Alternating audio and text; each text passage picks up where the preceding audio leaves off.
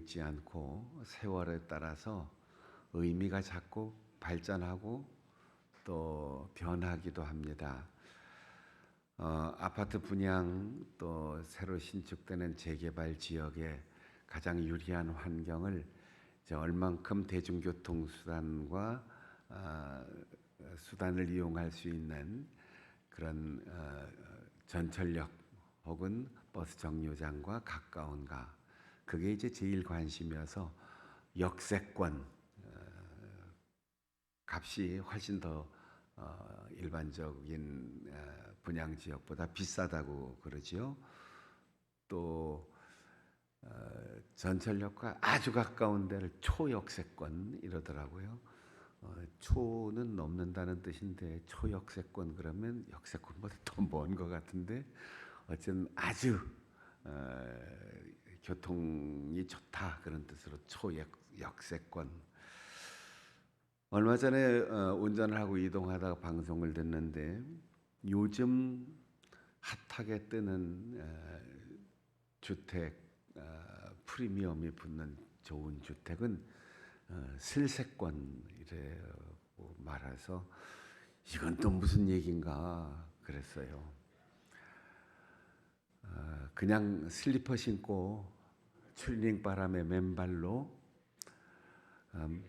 걸어서 마트도 갈 수 있고 카페도 있고 또 햄버거 집도 있고, 그래서 사람들이 좋아하는 것 슬리퍼 신고 그냥 맨발로 갔다 올 수 있는 편의시설이 주변에 있는 곳, 실세권에 슬리퍼 신고 갈 수 있는 실세권, 맥도날드가 가까운 맥세권, 스타벅스가 가까운 스세권, 뭐 이런 파생 언어가 계속 생겨나는 거죠. 이러니까 이제 우리의 언어가 이 짧은 세월에도 바뀌는데, 성서 언어를 적어도 2000년이나 아주 먼 간격으로 떨어져 있는 언어를 오늘 우리의 시각이나 가치관 혹은 문화 언어로 이해하면 아주 엄청난 오해를 낳을 수 있다 하는 생각이 듭니다.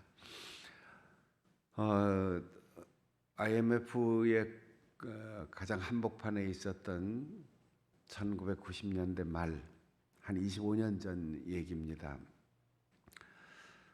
저도 서울로 이사 와서 얼마 되지 않은 첫 명절을 맞는 추석 전인데, 지금은 은퇴하신 저희 매형이 이제 목회를 하고 있었는데, 누님 가족과 함께 추석 전에 좀 모였어요. 그때는 신문을 보고 있었는데 신문 사이에 광고지가 들어 있어서 추석을 앞두고 있으니까 그 광고지를 이렇게 보는데, 광고 전단에 추석 그 선물용 혹은 이제 제사에 필요한 물품들 선전이 쭉 나오는데, 굴비 이렇게 10마리 엮어가지고 파는 굴비가 지금도 상상을 할 수 없이 굉장히 비싼 값에 표기가 되었더라고요. 특별 세일 한다는데 그 당시 아주 굵은 굴비를 한 마리에 20만 원, 10마리 엮어서 200만 원이라고 가격이 나온 거죠. 바닷가에 살면서 해물을 마음껏 먹고 교인들이 갖다 주는 것만 먹다가, 아니 굴비 한 마리가 20만 원이야? 지금도 200만 원 그러면 어마어마한 값인데, 야 이거 한 상자 사면 나 한 달 월급을 다 써야 되는데 이런 걸 누가 먹나? 저희 매형이 아니 도대체 이런 거 먹는 사람들은 누구야? 그런데 갑자기 띵동하고 교회 사택 문 앞에 벨이 울립니다. 나가봤더니 바로 그 굴비가 한 상자가 배달이 온 거예요.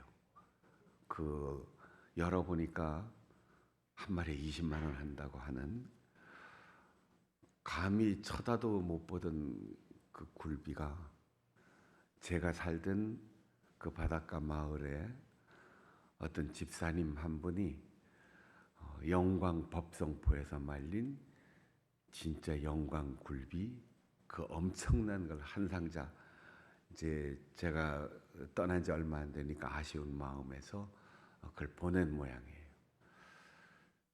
어떤 사람이 먹느냐, 저희 매형 그랬는데 제가 먹게 생겼지요, 그 비싼 거를. 그래서 저희 매형 보고 올 추석은 우리 집에 모입시다. 어떤 사람들이 먹는지 궁금한 이 굴비를 우리 한번 먹어봅시다. 그래서 그해 추석에는 그 엄청나게 비싼 굴비를 난생 처음 우리 남매 가족들이 먹고, 그것도 우리 누님 가족들에게 나머지 이렇게 잘 싸서 가져가서 또 드시라고 이렇게 보내드렸죠. 생선, 고기, 나물, 어쨌든 반찬도 선호하거나 가치가 옛날하고 10년 전, 20년, 30년 전하고 또 자꾸 이제 달라지는 거지요. 우리가 성경을 읽을 때 오해하는 게 있어요. 예수님의 제자들은 못 배운 사람들이다. 우리 옛말로 이제 불황무식한 사람들이다. 그리고 가난한 어부였다. 그러니까 우리 교인들이 또 복음을 듣고 주 앞에 헌신하는 사람들이 거의 다 가난한 사람일 수밖에 없다. 못 배운 사람들도 용기를 가져라. 그런 의미에서 복돋워 주는 희망은 좋지만, 예수님의 제자들이 배운 것 없고 무식하고 가난하고 굶어 죽을 정도였다, 이렇게 생각하는 게 농부요 어부였기 때문이다, 이렇게 생각을 하는 거지요. 2000년 전 로마 제국이 지배하던 지중해 지역에, 지중해를 끼고 있는 그 남부 유럽 그리고 소아시아 지역의 주식은 올리브와 생선을 곁들인, 포도주를 곁들인 빵과 생선이었어요. 그러니까 주식이 빵과 생선 그리고 올리브, 포도주, 이 주식이었습니다. 지금처럼 원양 어선에서 생선을 많이 잡아오거나 냉장, 냉동 기술, 물류 산업이 발달하지 않은 때였기 때문에 내륙 지방으로 깊이 들어가면 들어갈수록 이 생선의 가격이 말도 못하게 비싸지는 거죠. 그래서 배를 가진 사람은 지금의 경제적 개념으로 적어도 중산층 이상의 부자들이었습니다. 더군다나 조합을 결성해서 여럿이서 함께 고기를 잡는 집단, 그 마을은 아주 부촌이었습니다.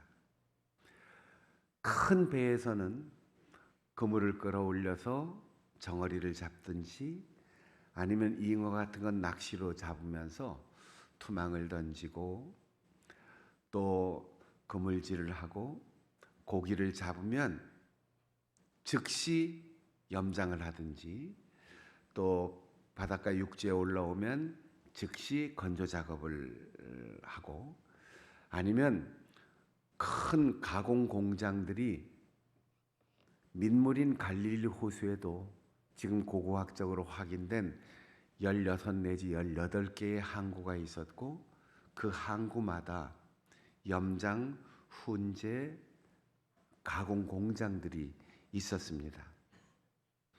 작은 고기들은 젓갈을 담았습니다. 우리 한국만 젓갈이 있는 게 아니에요. 여러분 태국이나 베트남도 피시 소스라고 해서 젓갈이 있습니다. 유럽에도 젓갈을 담은 그런 작은 생선들이 아주 고액으로 팔립니다.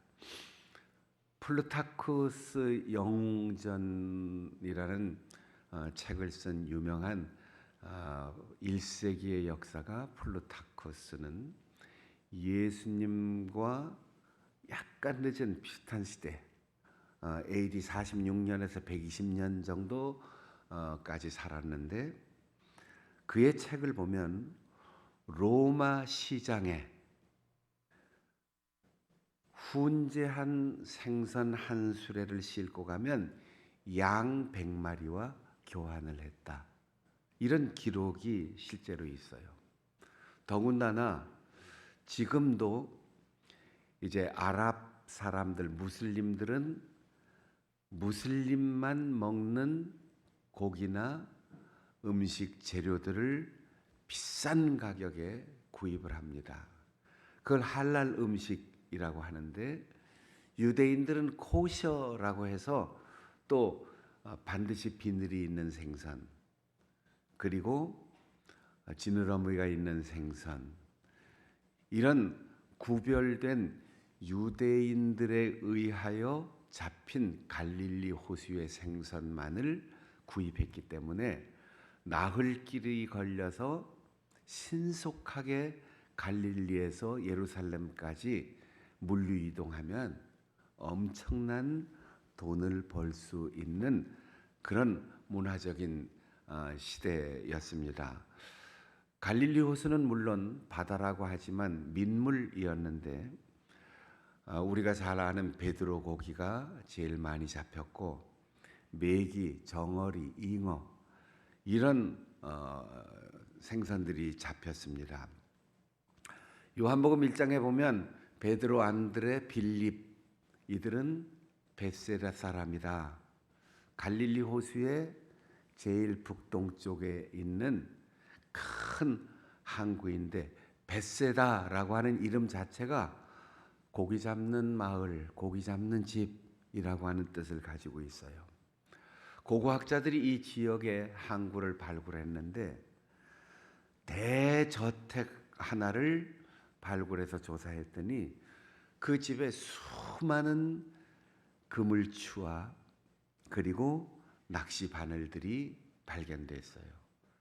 그러니까 엄청난 규모의 어부의 집인데 거기에 로마에서 수입한 고급 수입 식기들이 아주 흔하게 나오더라는 거죠. 부요한 어업 종사자들입니다. 요한복음 12장에 보면 6월절 축제에 참여한 유대인들 중에는 히브리 말을 하지 못하는 헬라화된 사람들, 지중해 연안에 흩어져 사는 사람들, 그리고 이방에 살면서도 하나님을 알게 되어서 성지순례에 참여한 이방인들, 이 사람들이 예수님을 보기를 원하여 가까이 와서 빌립에게 부탁해서 예수님께 우리가 좀 배울 수 있도록 얘기해 달라고 헬라 사람들과 자유롭게 이야기할 수 있는 문화 수준, 교육 수준을 가지고 있는 사람들이 제자들 중에 상당히 있었다는 거예요. 그리고 유대인들은 태어나면서부터 성인이 될 때까지 끊임없이 율법 교육을 받았기 때문에 예수님의 제자들이 가난하고 불황무식한 사람들이다. 이거는 우리 한국 사람들이 처음 복음을 들을 때 산업공상의 그 유교적인 신분 그 속에서 살아온 우리의 개념으로 어부들은 천하고 가난하다. 농부들도 천하고 가난하다. 이런 시각에서 성경을 읽었기 때문에 성경이 기록될 당시의 역사나 문화를 공부하지 못한 초기 지도자들이 계속해서 설교한 탓에 아직도 우리는 이 어부들이 가난한 사람이다. 뱃사람들, 못 배운 사람들이다. 예수님의 제자들은 아주 형편없는 사람들이다. 이렇게 생각하고 있는 거죠. 대를 이어서 갈릴리에서 고기를 잡았던 베드로, 안드레, 야고보, 요한, 그리고 빌립 이런 사람들은 제대로 교육을 받은 사람이고 더군다나 인력을 고용해서 고기를 잡을 만큼 기업을 이룬 사람들이었습니다. 요즘으로 표현한다면 전문 수산업에 종사하는 중견 기업을 경영하는 사람들이었습니다. 그들이 배와 그물을 버렸다라고 할 때 우리가 흔히 관광지에서 보는 조그만 보트를 버리거나 취미로 하는 낚싯대를 버리고 온 게 아닙니다. 어마어마한 재산을 포기한 겁니다. 게다가 아버지를 버려두고, 이 말은 세습되어 물려받은 수많은 재산, 염장, 훈제, 인력시장을 운영하는 그 수산업 회사 전체의 상속과 소유권을 포기하고 떠났다는 거예요. 그러니까 성경을 읽을 때 이런 우리의 오늘날의 개념 혹은 우리 한반도에서의 산 사람들의 개념으로 이해하면 엄청난 오류를 가져올 수 있다는 거죠.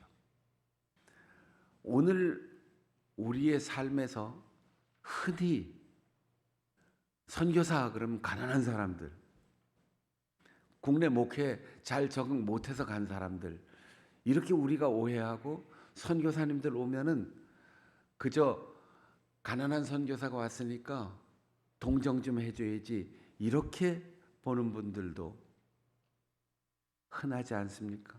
그렇지 않아요. 여러분, 우리가 후원하고 지난주에 할아버지 됐다고 하는 우태복 선교사, 중앙대학교 연극영화과 다니다가 회심하고 신학대학으로 온 사람입니다. 그냥 거기서 잘 나갔으면 지금 우리가 브라운관에서나 볼 수 있는 사람이에요.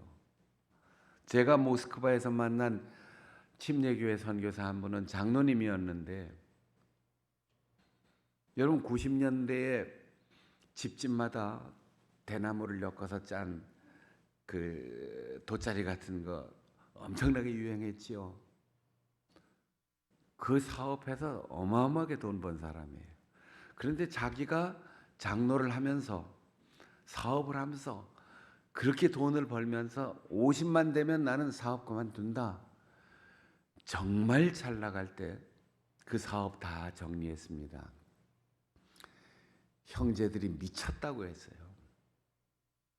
그런데 그 다 사업 정리하고 모스크바에 가서 자기의 그 사업을 정리한 자기 돈으로 고려인들 불러 모아서 선교를 시작하고, 자녀들이 잘 되어서 두 자녀들이 보내주는 11조 선교비만으로도 거기에서 선교를 충분히 감당할 수 있을 만큼의 부자인데 그거 다 내려놓고 갔어요.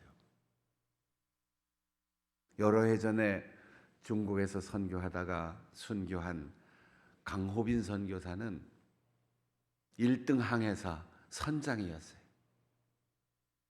해양대학을 나온 사람입니다. 그 다 내려놓고 중국으로 갔어요. 다들 가난해서가 아니고 국내 목회가 힘들어서가 아니고 복음을 전하기 위한 열정과 십자가에서 나에게 목숨을 내어주신 그 주님의 사랑에 감격하여 자신이 가진 기득권 모든 것을 다 내려놓고 떠난 사람들입니다. 세리라고 손가락질 받는 마태는 이 갈릴리 호수에서 가장 어업의 중심지인 세관의 세무직원이었습니다. 그 당시 세무직원이 두 종류의 직원이 있었는데, 하나는 돌아다니면서 세금을 걷는 사람, 하나는 앉아서 근무하는 사람. 이 화이트 칼라는 사무실에서 근무하는 사람들이잖아요. 넥타이 매고 양복 입고 하얀 와이셔츠 입고. 마태는 화이트 칼라 출신입니다. 세관에 앉아서 세금 걷는 사람이었어요. 삭개오는 여리고에서 세무서 서장이었는데, 여기는 국제무역항의 관세장이었습니다. 그러니 얼마나 욕을 많이 먹으면서 얼마나 많은 돈을 벌었겠습니까? 그가 붓을 한번 놀리는 데 따라서 세금 내는 사람들이, 그것도 전 세계의 물류가 오고 가는 국제무역로에서 어마어마한 세금을 거둘 수 있는 권한을 가진 사람입니다. 이런 사람들이 다 내려놨다는 거예요. 여러분, 우리는 할 일 없고 가난하고 직장도 없고 돈도 없고 배운 것도 없어서 교회 와서 노는 게 아니잖아요. 오늘도 갈 데도 많고 할 일도 많고 주일까지도 바쁘고 명절도 세기 어려운 바쁜 사람들 다 주일날 교회에 오는 것 내려놓고 오는 거예요.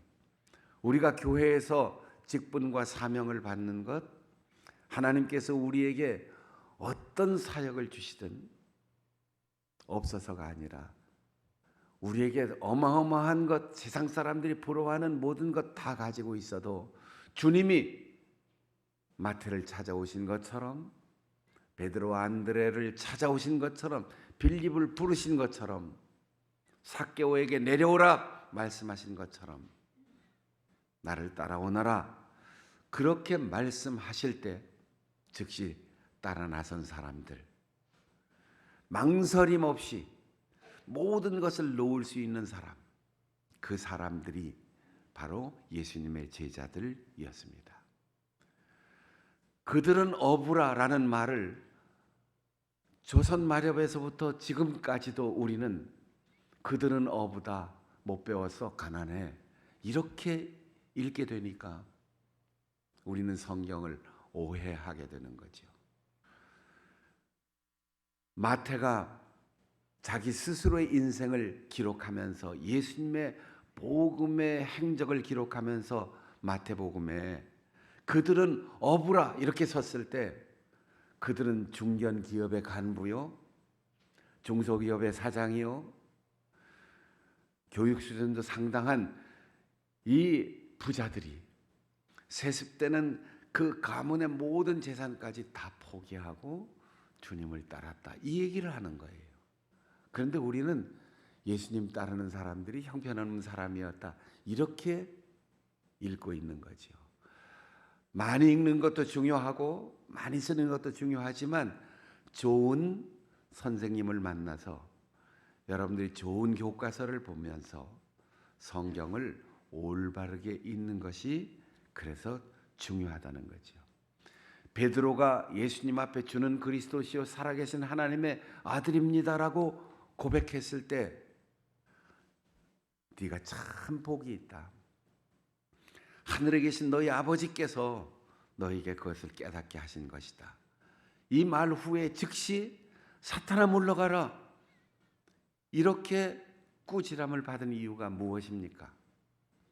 나를 따르라 할 때 따르던 베드로가 주님 그리하면 안 됩니다, 예수님의 가는 길을 가로막았을 때, 예수님보다 앞서 나가고 예수님의 의도를 먼저 읽고 자기식으로 해석하고 자기식으로 헌신하고 자기의 생각대로 주님을 움직이려고 하는 이 오만이 사탄이 시키는 일에 이용당하는 것을 주님이 보시면서 베드로의 인격이 아니라 베드로가 사로잡힌 그 사탄의 영을 꾸짖었던 것이죠. 여러분, 우리에게 이런 오류가 있을 수 있어요.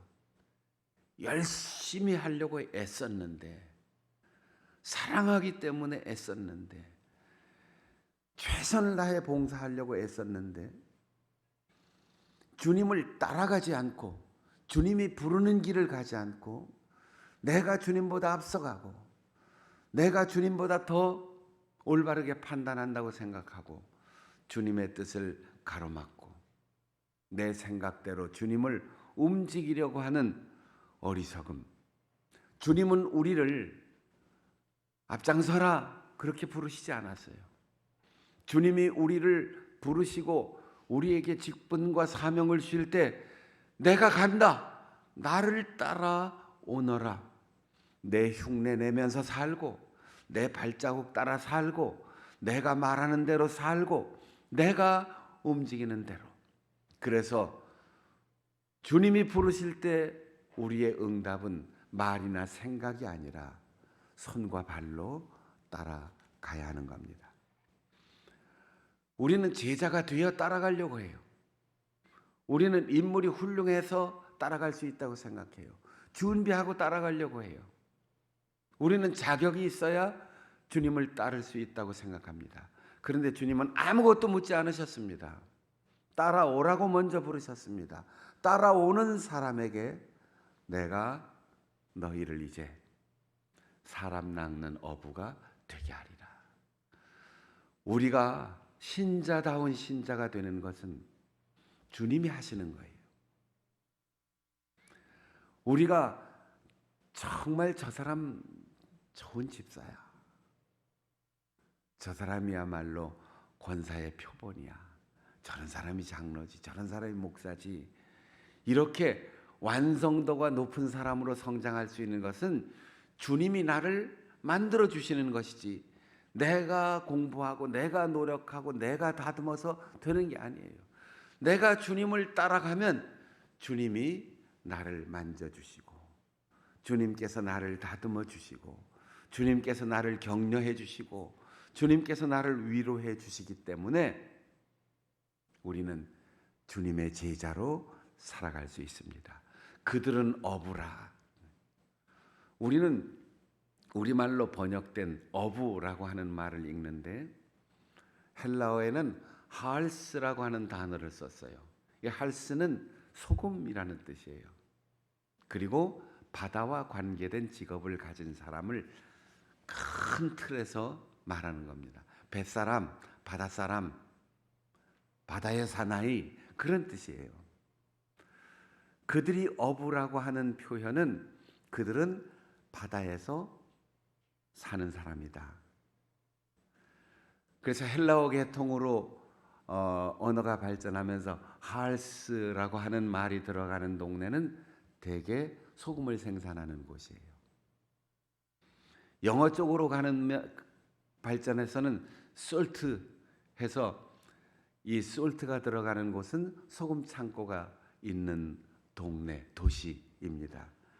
미국에는 솔트레이크 소금 호수가 있고 또 고대 로마 제국의 군인들은 소금으로 월급을 주었습니다.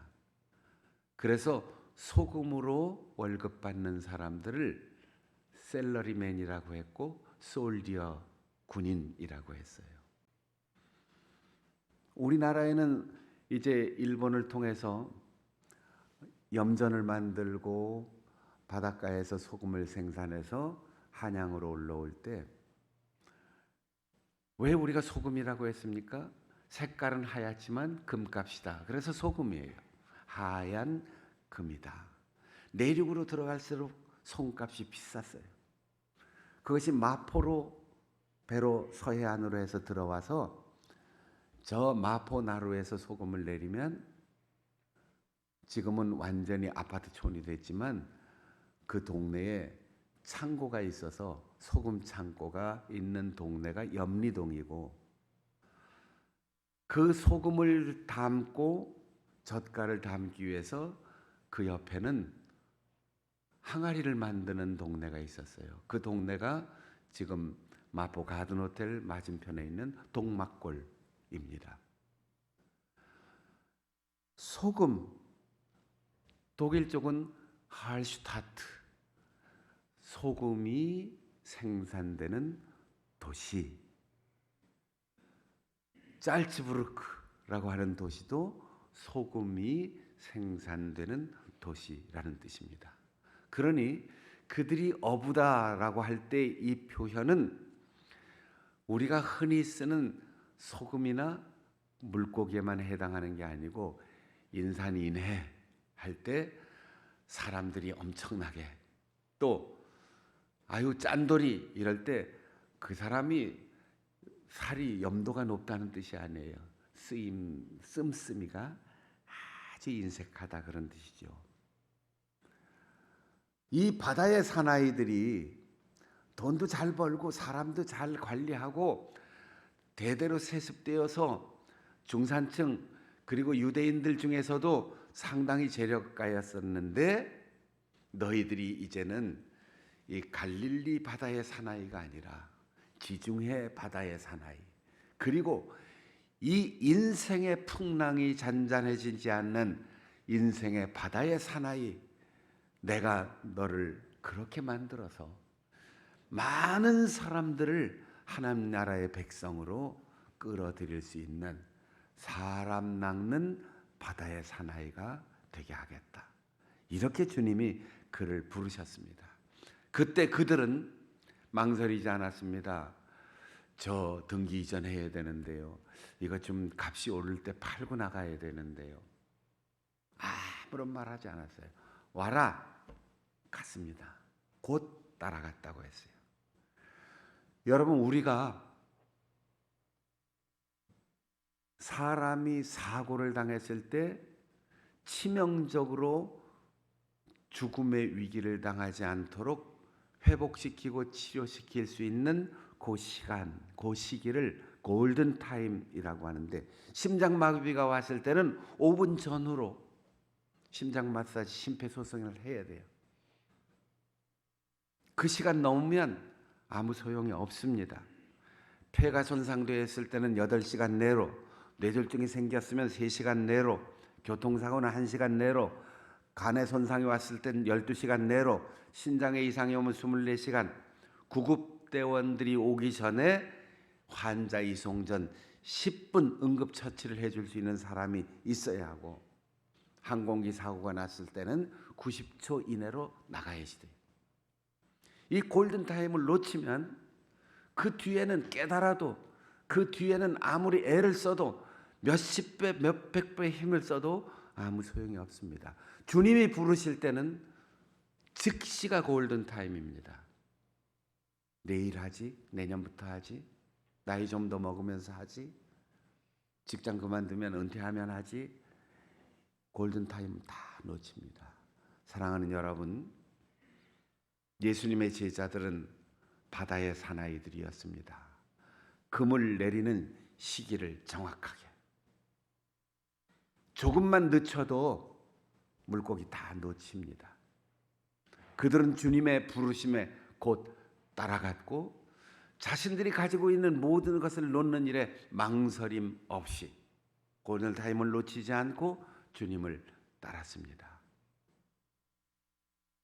새해를 맞이하여 2023년도 첫 달을 시작하고 이제 우리의 미래를 향하여 도약하기 위해 새로운 해를 맞은 우리 장충단교회의 모든 성도들, 직분자들이 주님이 나를 따르라 할 때 망설임 없이, 아무런 핑계 없이 기회를 놓치지 않고 즉시 주 앞에 순종하여 여러분들의 삶에 진정 인생의 바다의 사나이들, 진정 사람 낚는 어부, 진정한 예수님의 참 제자들이 될 수 있기를 바랍니다. 화면을 보면서 우리 공동기도